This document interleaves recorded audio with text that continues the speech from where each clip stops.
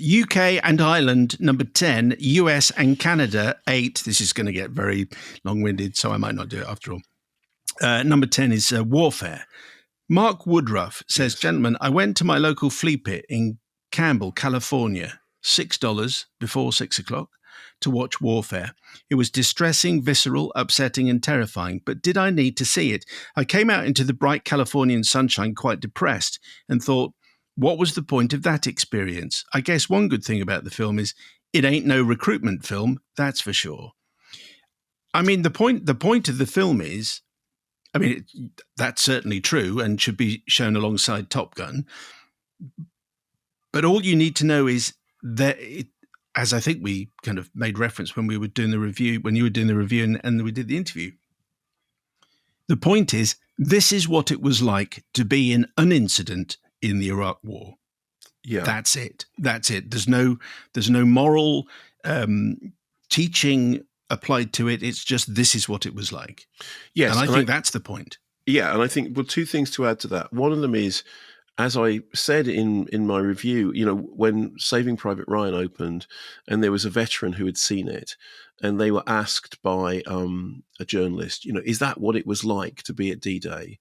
And the veteran said something to the effect of, unless someone is actually shooting at you, no, that's not what it was like. But it is the best cinema representation of it. So no one is pretending for 1 minute that watching a film is the same. Okay, no one is. And also it was made very clear in your very good interview with the filmmakers that one of the things that had happened was that people came up to them and said, oh, yeah, well, that's really what war's like. And it was, how do you know? So we are all just talking as people whose experience of this, well, you and I are talking about this as people whose experience of this is from watching films. I'm sure it is very, very different if you have first-hand experience of warfare.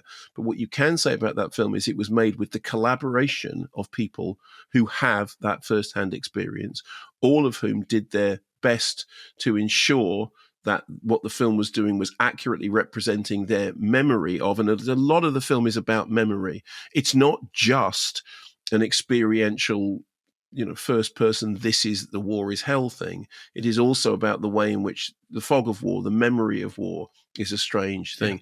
Yeah. And I do think that even though the film is incredibly grueling, there is, I say this, that there is a pleasure to be had in the craftsmanship of it, because it is very, very well made, and it is a very powerful experience.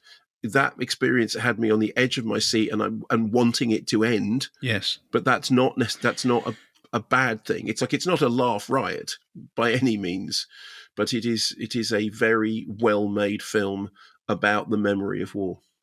So that's at number 10. Number 9 is, well, okay, these are the films that we mentioned already. Hit, the third case, new entry. Yeah, no. Retro at 8. No.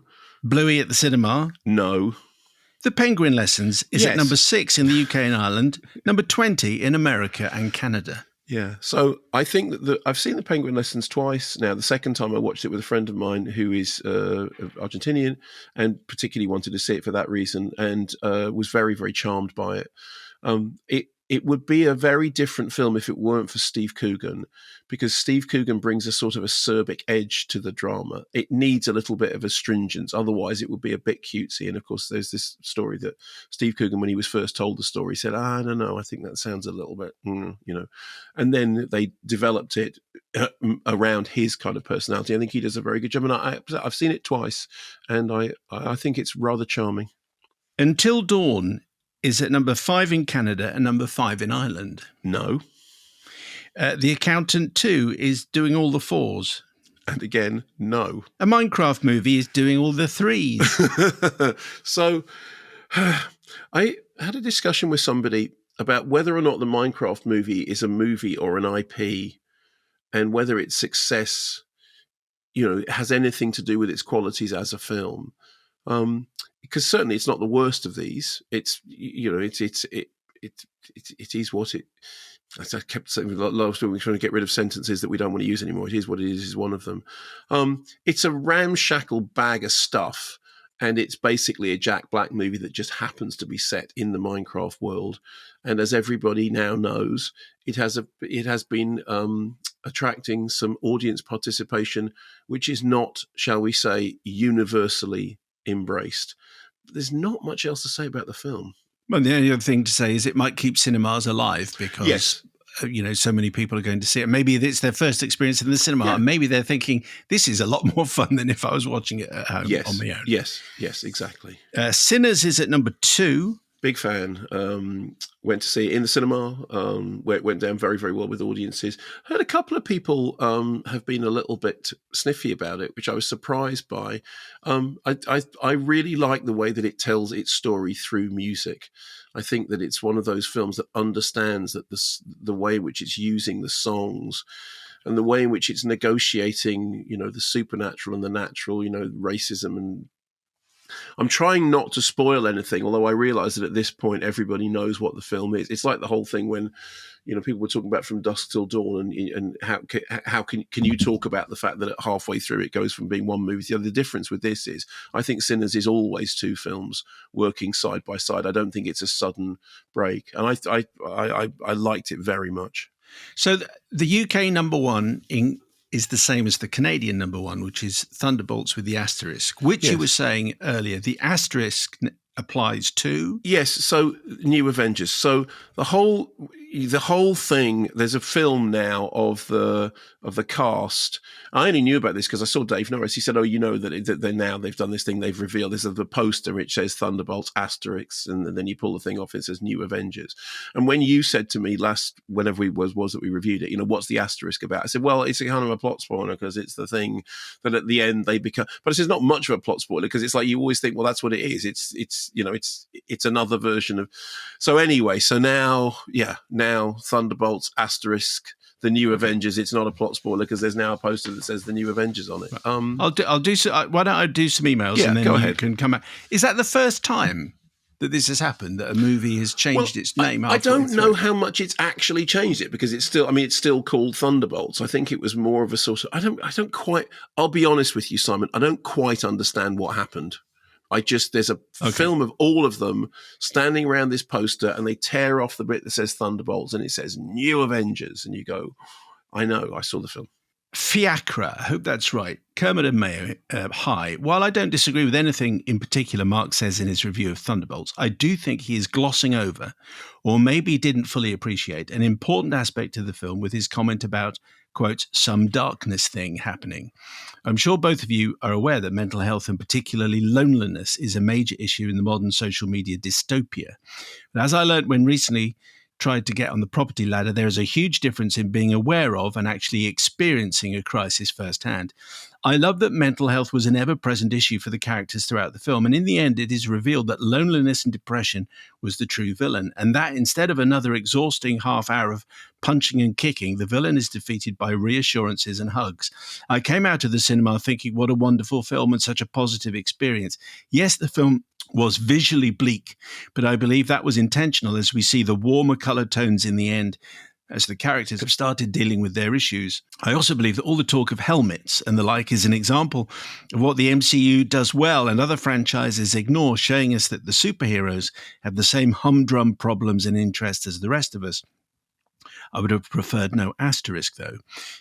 Thank you, Fiacra, and I hope that's not far off. Andy Webster, you should have asked someone at your screening about the image because I saw it on IMAX and it was perfect, no murk in sight. As an MCU fan, I was delighted that they were back on form with this outing. I loved it. This one from Simon James on our YouTube channel. Ultimately, this is a film about Marvel's C-listers all coming together. So for me, it was never going to set the world on fire in the same way that a Captain America or Black Panther movie has. But while I don't think it's game-changing as people are saying, it's still a decent superhero flick. Some tactile action that doesn't feel like the CGI soup of recent years, a solid amount of laughs, and a villain that they've clearly worked hard on. And just one more here from Sean.